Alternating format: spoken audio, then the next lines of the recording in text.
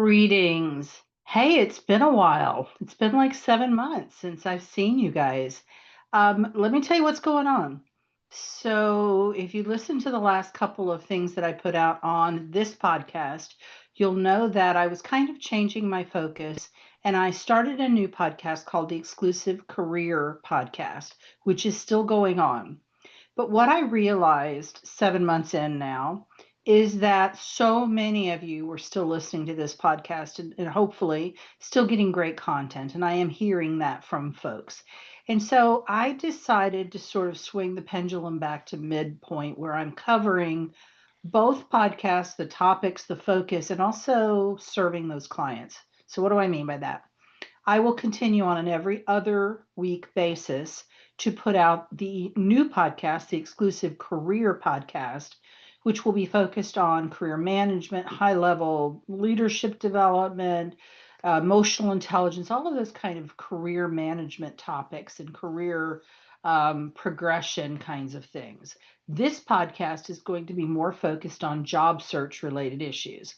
And to that point, what I am doing, starting with today, is going back to episode number one, and I'll skip episodes when they just don't make sense to carry them forward. But what I know about my subject matter is some things you're not going to go back 8 years now to listen to, and so I want to bring it into the future, bring it into the present rather, and hopefully the future, and kind of update and refresh. So it's not going to be the old recording, but rather me taking those notes from that recording and refreshing them and bringing it to you for 2025 and beyond. So hopefully that strikes a chord with you. The idea is that hopefully you'll listen to both podcasts, but do what works for you. My name is Lisa Edwards, and I am a certified executive and leadership development coach, a certified job search strategist, and one of about 23 master resume writers in the world. So hopefully that makes a little bit of sense about what we're doing. And so we're going to start with a high level overview of the job search today. So it's almost like a reintroducing you to the podcast. So back in episode number one, it was a welcome and an overview of the job search. Here we are, welcome back and an overview of the job search. It was interesting to me as I looked at my notes from episode one that back in 2017, I was saying, kind of my entry statement was job boards are broken. And I'm still very much saying that. So I want to talk about that today and what that means for you in terms of your job search. What I mean by saying job boards are broken is that I've said many, many times, if all you are doing for your job search is looking on job boards, you are not job searching. You are not in a job search. You're looking at job boards. It's all you're doing. The amount of competition that you are facing, if all you're doing is applying on LinkedIn, Indeed, wherever you're going, is tremendous. And if you are not doing other things in addition to that, I'm telling people to expect that their job search will take at least a year, if not longer. And so if you are not actively job searching, nothing is going wrong for you at your current employer, and you just want to kind of energetically keep the door open for recruiters that might reach out to you, maybe you'll see something on LinkedIn every once in a while that you want to apply for, then go for it because you're not in any rush. If, however, you are actively searching, you're out of work, you've been told, okay, your last day will be, or you have decided that your last day will be a certain day, then you want to be engaged in active or some active job search strategies. So I want to talk about what that means. So passive strategies are job boards, company websites, anything where you're kind of think of it as being in the passenger seat. You can't affect the change. You're just sort of along for the ride. The active strategies are all networking based, and you are now in the driver's seat. If you are fairly recently out of college, I'd say still in your 20s, then you want at least 25% of your job search to be active strategy. So you're introducing the ingredient of networking into your overall strategy. So about 75% of your time can be job boards because those are the jobs that are on job boards, those lower level, more entry level jobs. And then you want to start that process of networking because you will only need to use that muscle more and more as you go through your job search. If you're mid-career, you want it to be about a 50-50 split at minimum. I'm always going to advocate for you to do more of the networking and less of the job boards. And then at the senior level, we're talking about 75% networking, 25% job boards, to the point where you get to the C-suite and you are 100% networking based, 0% network or job boards, because those jobs just don't exist. They don't live on job boards.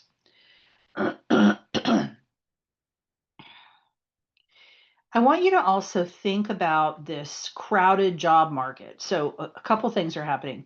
First of all, we now have AI agents, and there's a couple different kinds out there. And one of the things that is happening is people can use AI agents to go out and find jobs that they might be interested in and bring them back to them and say, here, do you want to apply for this? There's another type of AI agent that is going out on someone's behalf and applying for jobs on their behalf without them even knowing it's going on. It's just a totally passive activity. So as you can imagine, what that is doing from the employer side is they're getting candidates in job pools where they don't even know if this is a real person, and they don't know if this person is actually interested in their job. So not only are you competing with what I call the thundering hordes of folks that have applied legitimately for the job and are actually interested in it, you've got all those people that you're competing with, and then you're competing with people who didn't even really bother with any of it. So you have that issue. And if you think about how companies would prefer to hire in terms of getting more qualified candidates and having candidates that are more likely to remain, to stay, having some sort of a referral network at the company is going to really benefit them. So some companies will give some kind of a bonus, usually a pretty substantial one, if you bring forth a candidate who ends up getting the job. The other thing I want you to think about is that oftentimes, if companies do post a position, they may have an internal candidate in mind. So in some cases, they have to post. I certainly ran into that when I was in higher education. We had to post even if we knew exactly who we wanted to hire, and we wrote the job description around that person, make sure that they were fully qualified. In some companies, they think they might have one, but they do want to see what the external candidate pool looks like. But if in fact they do hire from within, then what they may be really looking for, and they're having this in their mind, is a more junior position, right? That's now going to be vacated because they've moved someone up internally. So you've got all of that going on, and to confuse the issue for employers. What you also have with employers, and I hear this from my clients all the time, is they get some point in the hiring process. They've gone through a few interviews, whatever it is, and the job gets frozen. And that can be for a lot of different reasons, but all of a sudden the job that was there that they were excited about and had been perhaps put in quite a bit of effort and energy around is no longer available. All right, so let's talk about what the alternative to these job boards is. And I call that, again, passive strategy. So we want to think about the active strategies that are networking based. What we're talking about here is accessing the hidden job market. You've heard that term, I'm sure. Anywhere from 70 to 85% of jobs aren't posted because they're in the hidden job market, which is really what we're talking about, is the unadvertised job market. So it's not as though anybody is trying to hide a job from you, but it's rather something like the person has left and the job just hasn't made its way through the various, people and phases to get posted. So they know there's an opening, but it hasn't made it, into the point where there's an ad somewhere on LinkedIn or something like that. It could be that when you have a conversation with someone, there is no job, but 2 weeks, 2 months later, Bob decides to take another job. Susie lets them know she's not coming back from maternity leave. And then that opens that position up. The other thing that can happen is a small company just doesn't get around to posting. There's also, it's pretty expensive to hire, to advertise online. And so in some cases, smaller companies are really wanting to work through their internal network because they don't want to incur that expense. Big companies don't want that thundering horde of applicants that are going to come through when they post. So you've got all of these kinds of things and lots more that are affecting companies and causing them to want to look at their, their referral network, their own contacts, the contacts of those, particularly those star employers that work in their company. The best case scenario that you get to is when the position doesn't actually exist. And if you've ever read Good to Great by Jim Collins, he talks about getting the right people on the bus. He's the one who kind of coined that term. And the idea here is that you're having a conversation with someone at your target company, and I'll put a pin in target company and what I mean by that. But you're having a conversation with someone completely apart from any job being posted. You are having a conversation about your fit with the organization, your understanding of their pain points and how you are the solution to those pain points, your cultural fit with the organization, etc. And when you can do that, there are two amazing things that happen for you. Number one, you are not being compared to the laundry list of qualifications that someone has written up for a job posting because there is no job posting. So, whereas they might have, had you waited until it was posted, they may have said, we wanted someone with an MBA. We'll take that as an example. Well, now here you are, you're a great fit, you're culturally aligned with them, you can solve their pain points, but you don't have an MBA. Now it's no big deal. So that's one really big benefit. The other really huge benefit is that there's no competition. So you're not being compared to, Bob and Jeff and Sue and Joan, right? You don't have to, outperform them with your resume or with interviews or any of that because you are the only person that they are speaking to. So the more that you can do that, the better you're off you are. So I use the term target companies. What do I mean by that? I have my clients come up with a list of somewhere between 12 and 25 target employers. And this is based on their research, right? So they start thinking about top of mind, what are companies that I've always thought I would like to work for? What are companies that some people I really admire have gone on to work for? What am I seeing in the news that excites me? Who's in, a certain industry? Who's really doing cutting edge work? Who are the companies that are geographically desirable for me if I need to work in office? What about the size of the company? Is that important to me? And what companies fit there? What about the mission or the vision of the company do I want to look for? And once they've identified those things, then they can go out and do research. And one of the things I talk with my clients about is some of the tools, the AI tools that I really like specifically for employer research. And they go and find out if those companies possess those. What we're talking about is really 4 to 5 non-negotiables, because anything more than that, you're going to be getting into your wish list, but they aren't, I call them the G wouldn't it be nices, but they're not non-negotiables. When you think about non-negotiables, these are the things you are saying that no matter what else this company has and does and can do for me and how good of a fit it is in another area, if they don't have this thing, I don't want to work there, right? So it doesn't matter. These are non-negotiables. And the example that I've often used is when I was leaving the first university that I was the director of the Career Center at in Georgia and was going to the last one in Missouri. One of my G wouldn't it be nices was I would love an office with windows because we could literally, the Career Center had been in the bomb shelter. It was the student union at Columbus State University, and we were the bomb shelter, so bad weather, whatever it was. So it was cinder block, no windows. We literally, it could be a major storm outside, and we would not know unless we came out of our suite and went down the hall and looked out the doors with glass in them, and we could see what the weather was doing. So I was kind of over that. So a G wouldn't it be nice for me was I really wanted windows, which PS and by the way I got. But a non-negotiable for me was I had worked at a university where I had kind of tapped out what I could do as a career center director because the university, everybody kind of came from the local area and went back into the local area. A lot of them were already working for companies that they would continue working for.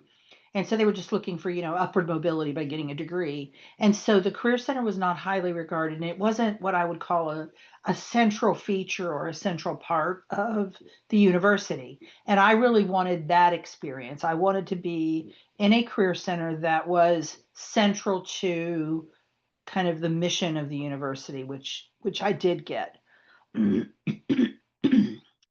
So that's something for you to really think about, because again, how are you going to know if a company is a target employer for you if you don't know what those non-negotiables are?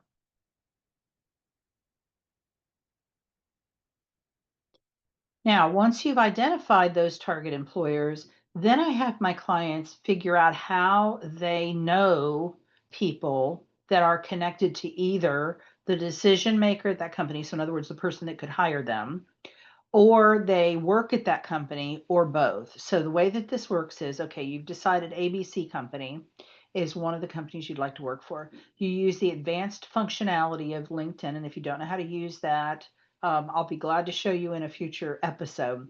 But it does allow you to search on criteria like where do they currently work, where did they used to work, where did they go to school, what's their job title, what geographic location are they in, all those things.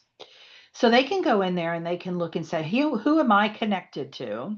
Right. So current, those are called first level connections, who work at ABC company and know that decision maker. So in other words, they're connected to that person. So we have a mutual connection. Okay, I don't know any of that, right? So I don't know anybody who works there and knows the decision maker. Do I know someone who either works there or knows the decision maker, but not both? And then if I don't have anybody like that, then I look for kind of the default is I call them centers of influence. Who do I know that might be able to help me get my foot in the door at that company? Either because they're very connected in the geographic region that I'm looking in, they're very connected in the job function. So I'm in accounting and they know all the accountants. They're very connected. Or they're very connected in the industry that I'm in. So I'm in CPG, they seem to know everybody in CPG. So that's how I want you to kind of begin to think about how do I get my foot in the door at these target employers, hopefully by working through people that you do know rather than, having to do cold calls, which is okay, but you're going to get a much lower return on investment. So, a final couple things that I want to say about this overview of the job search. I want you to be organized about this. So there are tools out there that you can pay for. There's probably some good free ones. I don't recommend any of them. Not that I don't like them. I just haven't spent the time to look into them and have opinions about them. But for those of you that like tech and would like to look into that, go for it. See what you can find. Then there's also something very simple like an Excel spreadsheet or, computer files, whatever you need. Even I don't care if it's note cards, but the main thing is you want to keep track of when did you talk to someone? What was the outcome of that conversation? When are you supposed to reach out to them again, either because you told them that you would reach out or just because it's the right, cadence that you want to work off of.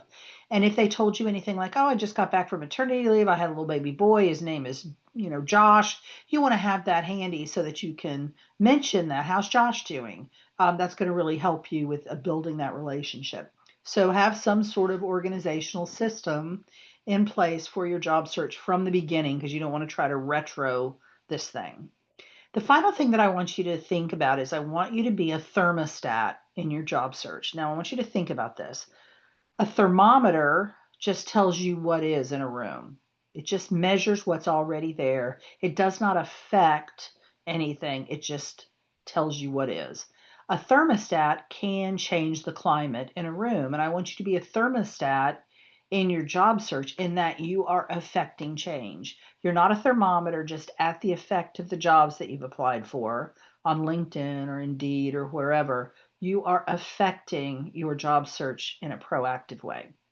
I hope this has been helpful as a review, an episode. What are we at? I think 354, which is also a review of episode number one. And I'll be continuing to do that to bring the older content into the present with updates and reframing it for the current job market.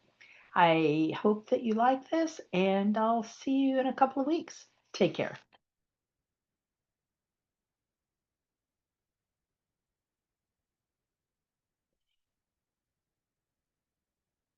I'm hoping I can figure out how to cut this stuff because I have got